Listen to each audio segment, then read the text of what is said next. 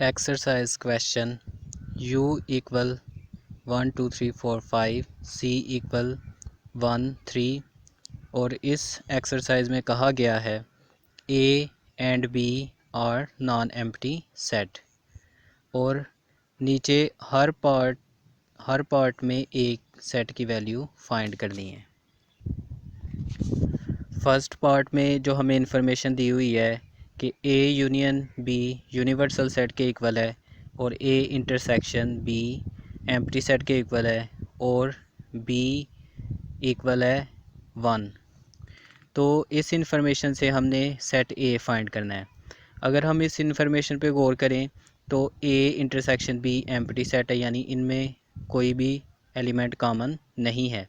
लेकिन अगर हम फर्स्ट इंफॉर्मेशन को देखें A यूनियन B इक्वल है यूनिवर्सल सेट और B सेट इक्वल है 1, तो इसका मतलब है कि A सेट में 1 के अलावा बाकी तमाम एलिमेंट्स हैं। क्योंकि A और B का यूनियन लें तो वो यूनिवर्सल सेट आता है। तो A हमारा इक्वल है 2 3 4 5। सेकंड पार्ट में A प्रॉपर सबसेट दिया हुआ है B का और A यूनियन B दिया हुआ है 4 5 और C हमें पहले से गिवन है 1 3। तो हमने A की वैल्यू फाइंड करनी है। तो जब A प्रॉपर सबसेट है B का तो इसका मतलब जब A B का यूनियन लेंगे तो बड़ा सेट यानी B के इक्वल ही आ जाएगा। अब हम B के प्रॉपर सबसेट बनाएंगे तो एम्प्टी सेट भी बन जाएगा, 4 भी बन जाएगा और 5 भी। लेकिन एम्प्टी सेट हम नहीं ले सकते क्योंकि क्वेश्चन में A B non empty set है। तो ए की वैल्यू या तो 4 है या 5 है क्योंकि ये दोनों ही बी के प्रॉपर सबसेट है। थर्ड पार्ट में ए इंटरसेक्शन बी दिया हुआ है 3 के इक्वल और ए यूनियन बी दिया हुआ है 2 3 4 और बी यूनियन सी दिया हुआ है 1 2 3 और हमें पहले से पता है C इक्वल है 1 3। फर्स्ट इंफॉर्मेशन को देखें A इंटरसेक्शन B यानी A और B में 3 कॉमन है तो A का एक एलिमेंट हो गया 3। फिर B यूनियन C सेट दिया हुआ है हमें 1 2 3 और C की वैल्यू हमें पता है 1 3। तो इसका मतलब है कि B और C के तमाम एलिमेंट्स लिखे हैं तो 1 3 तो हो गया C के एलिमेंट्स और 2 B का एलिमेंट हो गया। अब पहली इन्फॉर्मेशन सेकंड इन्फॉर्मेशन में देखें A यूनियन B दिया हुआ है 2 3 4 यानी 4 रह गया तो 4 जो है वो सेट A का एलिमेंट हो जाएगा। तो पहले हमारे पास एक एलिमेंट 3 आया था और अब 4 भी आ गया तो A सेट हमारा इक्वल आ गया 3 4। फोर्थ पार्ट में A इंटरसेक्शन B इक्वल है एम्प्टी सेट और B इंटरसेक्शन C इक्वल है एम्प्टी सेट और A यूनियन B इक्वल है 1 2 और C भी हमें गिवन है 1 3। अब यहाँ से हम बड़ा इजीली देख सकते हैं कि A और B में कोई कॉमन नहीं है और B और C में भी कोई कॉमन एलिमेंट नहीं है। A यूनियन B को अगर हम देखें तो इसमें दो एलिमेंट है 1 और 2 और A और B ऊपर हमें क्वेश्चन में गिवन है कि नॉन एम्प्टी सेट है। तो इसका मतलब इसमें एक एलिमेंट जो है वो A का हो जाएगा और एक एलिमेंट B का हो जाएगा।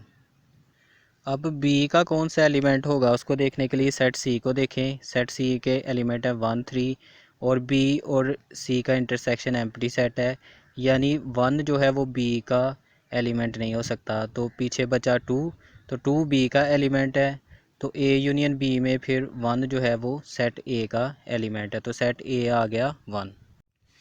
नेक्स्ट एक्सरसाइज में क्वेश्चन है use a Venn diagram to represent the following. तो फिगर हमें दी गई है, हमने दिए गए पार्ट्स के मुताबिक इस फिगर को शेड करना है।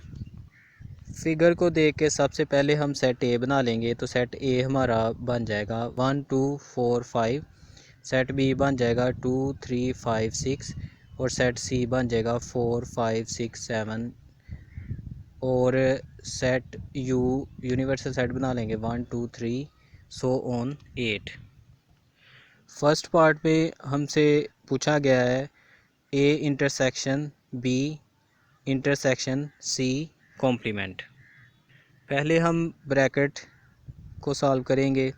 ए और बी में देखें कॉमन कौन सी चीज़ आ रही है, तो 2 और 5 कॉमन है, तो ए इंटरसेक्शन बी की वैल्यू आ गई 2 5।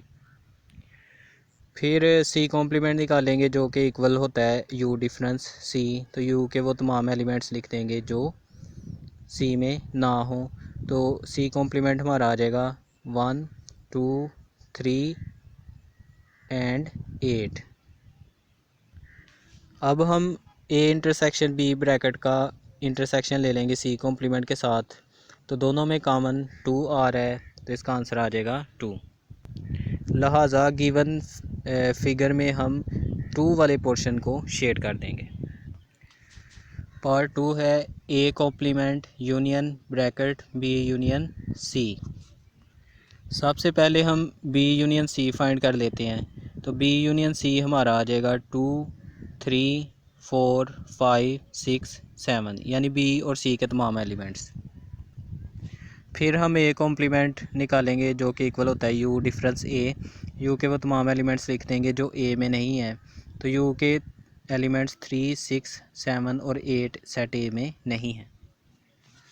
फिर A complement union bracket B union C लेंगे, तो यूनियन में तमाम एलिमेंट्स आ जाएंगे ए कॉम्प्लीमेंट के भी और ब्रैकेट के भी, तो ये आ जाएगा 2 3 4 5 6 7 8।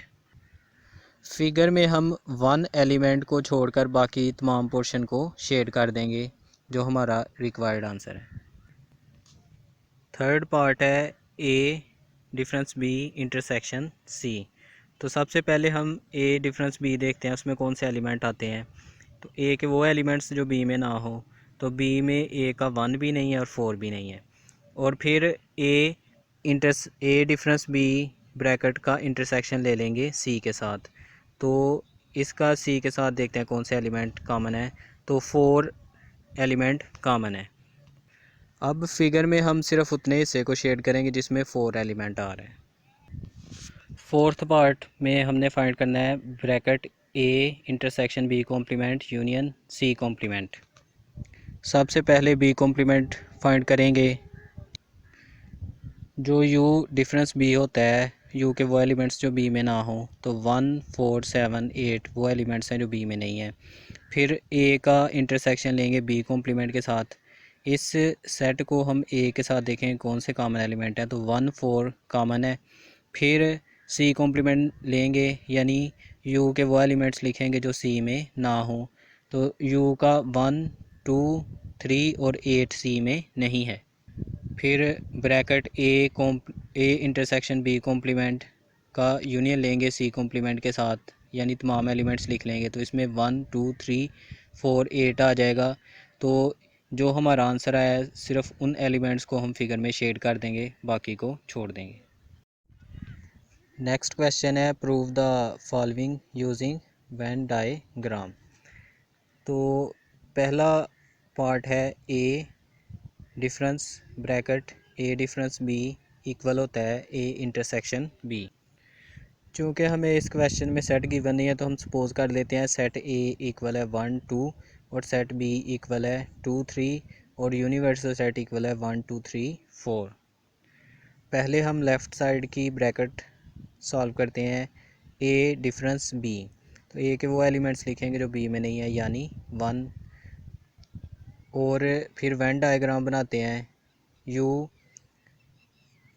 रेक्टेंगल बॉक्स से ज़ाहिर कर देंगे और ए और बी को सर्कल से ज़ाहिर कर देंगे, और ए बी में एक एलिमेंट कॉमन है तो कुछ हिस्सा ओवरलैप कर देंगे, तो हमारा आंसर आया है 1।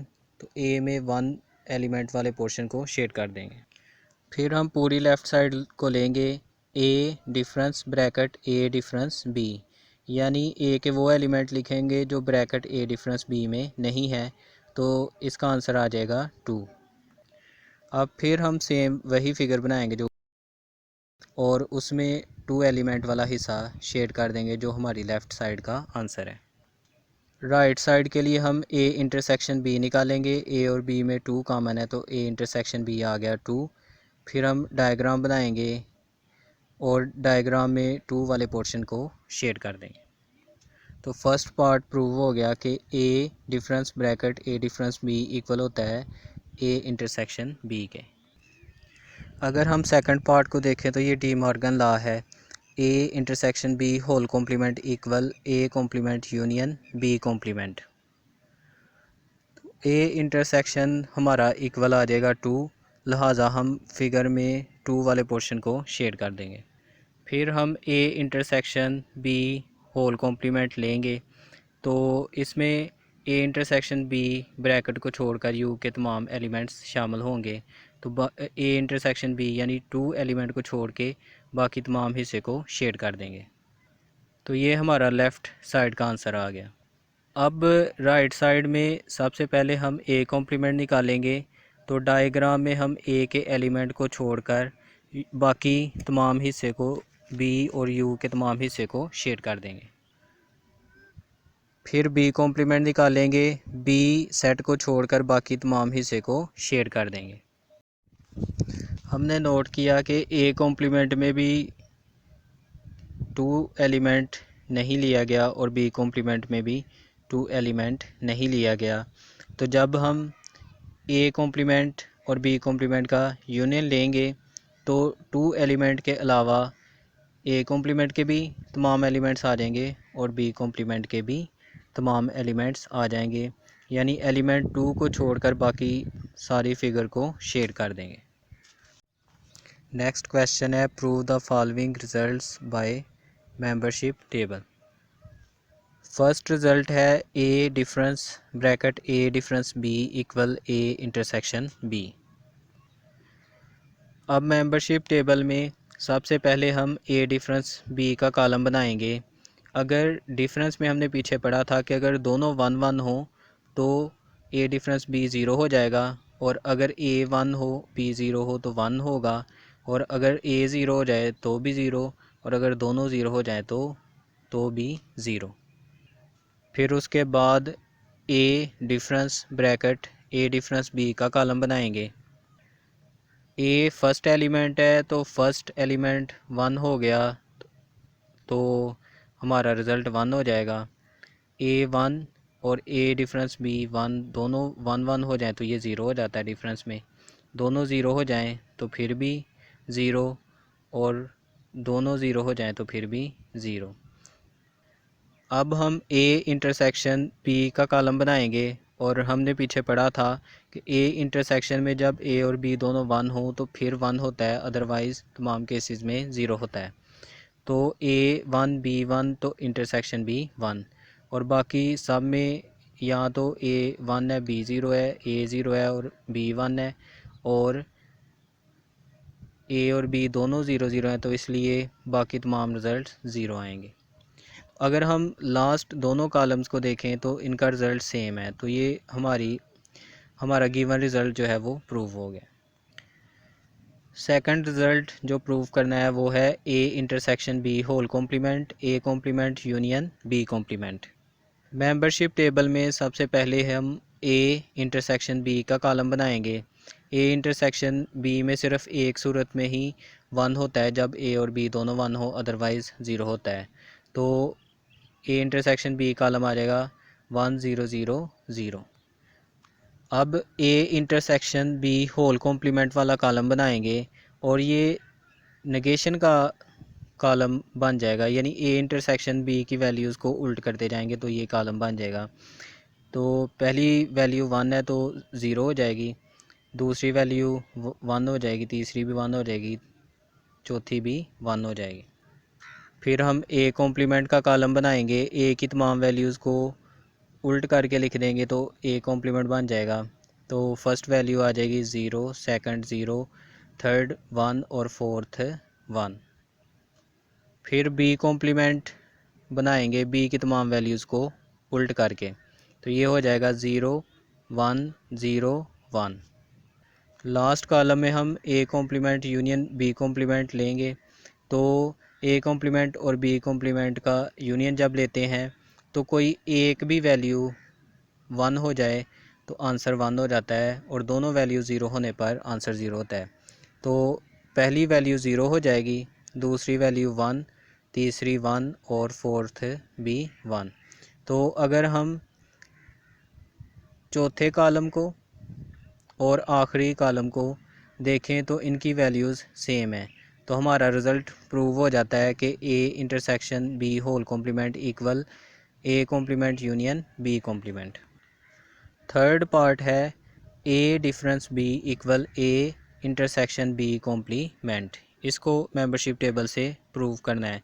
तो मेंबरशिप टेबल में सबसे पहले हम ए डिफरेंस बी कॉलम बनाएंगे। तो ए डिफरेंस बी में हम जानते हैं कि अगर दोनों 1 हो जाएं तो फिर भी 0, और अगर ए 1 हो बी 0 हो तो 1, और ए 0 होने पर बी 1 भी हो तो भी 0, दोनों 0 हो तो फिर भी 0। फिर हम बी कॉम्प्लीमेंट का कॉलम बनाएंगे जो बी की वैल्यूज़ को उल्ट करके हासिल होगा।